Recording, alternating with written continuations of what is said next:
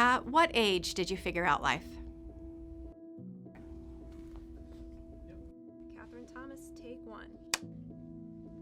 The summer before my senior year of high school was an especially turbulent time. As the oldest of 9 kids, I fought with my parents almost on a daily basis about the choices I wanted to make versus the life they wanted for me. And as a result, one day in the middle of the night, I was literally plucked from my bed, loaded up in the family station wagon, driven 12 hours to Arizona, and dropped off at a wilderness survival program for troubled kids.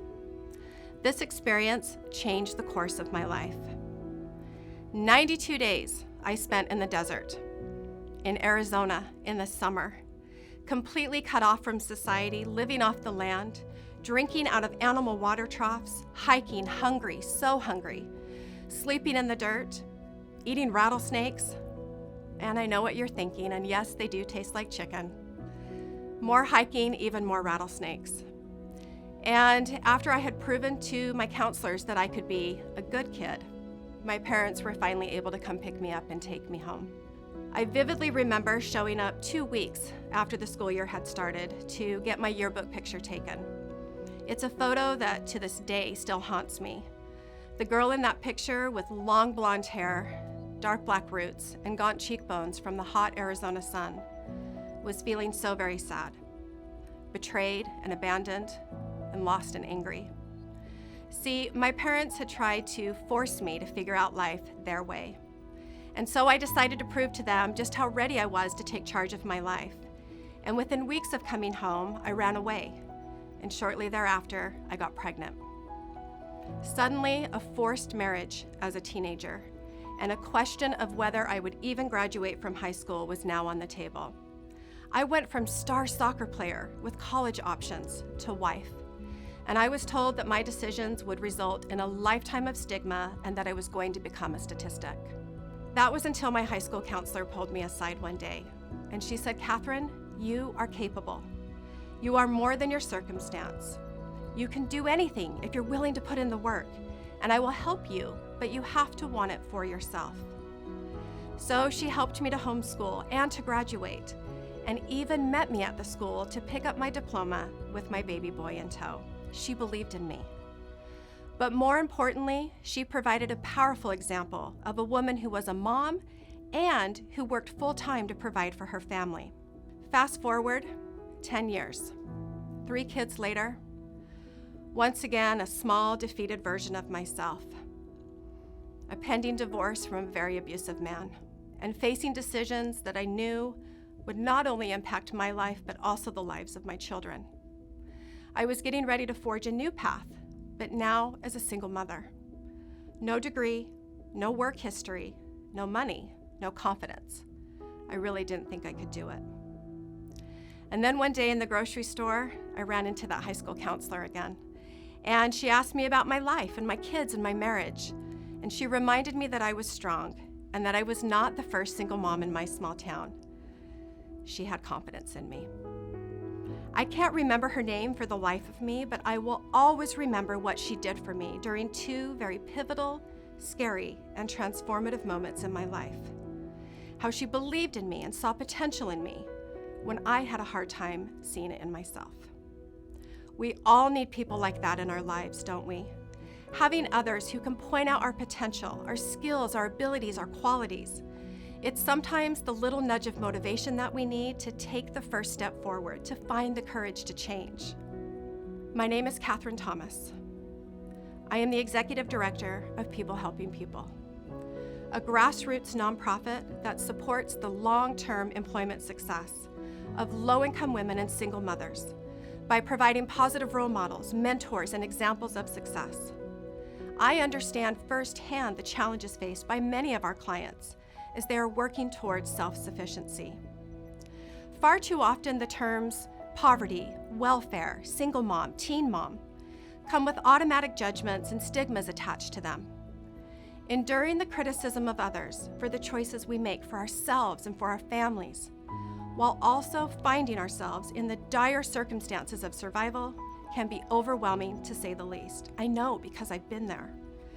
And I come from Utah, which has some of the biggest challenges in the country for working moms. Our state population is more than 50% women, but we consistently rank 50th for income equality. And Utah has the largest wage gap in the nation, with women earning 30% less than men. And furthermore, that working moms earn 58 cents for every dollar that working dads earn. This issue is further amplified when race, sexual orientation, gender identity, and disabilities are considered.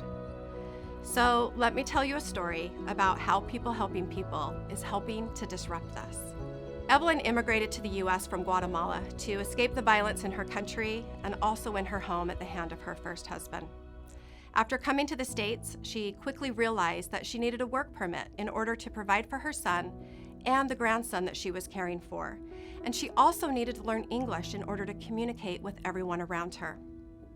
While working on her English and preparing to take her green card test, Evelyn was working multiple part-time jobs, mostly at night, in order to juggle the responsibilities of taking care of her family. But she still wasn't able to pay the bills and was dependent on quite a bit of assistance in order to make ends meet. After receiving her green card and passing her English test, Evelyn was intent on finding a better job, but she still felt incapable and doubted if she could do it on her own. Evelyn learned about People Helping People from her sister and somewhat reluctantly tagged along with her to our annual Single Mother Seminar and Job Fair.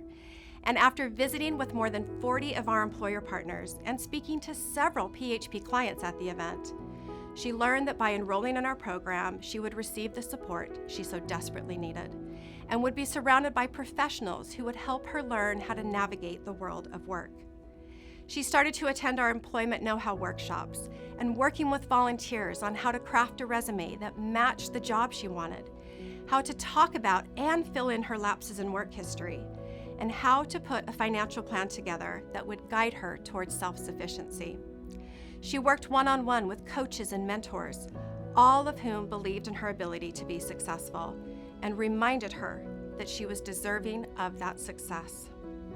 Because at People Helping People, we start by telling each client that we know they can succeed. We focus on what they can do and help them to reach their full potential in the workplace. Through the PHP program, Evelyn grew her professional network.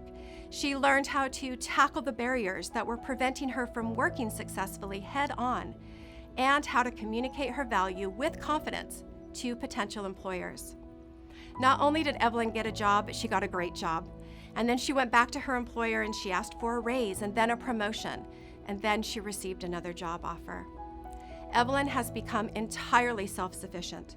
She has a full-time job with great benefits. She's paid off all of her debt. She sent her son to college, and she bought her dream car, a maroon Ford Explorer, which she proudly drove to our office the day that she purchased it. And Evelyn is now a volunteer and an ambassador of our program, working with new clients, coaching and mentoring and teaching workshops. And most recently, at our donor appreciation event, she shared her story of success. Evelyn knows that her future is bright and that she has the long-term support that she needs from People Helping People. We believed in her until she could believe in herself. So I'm going to ask you again, at what age did you figure out life? And do we ever figure out life completely? No. We are all a work in progress. Success happens over time, not overnight. And just like Evelyn and the hundreds of women we work with every year at People Helping People, we all need a support system.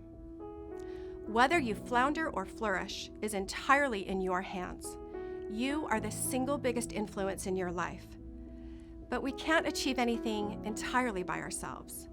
We all need those others who remind us that we are worthy, that despite our circumstances, we have incredible potential. Having a support system is a basic requirement of the human existence. Alone, we can do so little, but together, we can do so much more.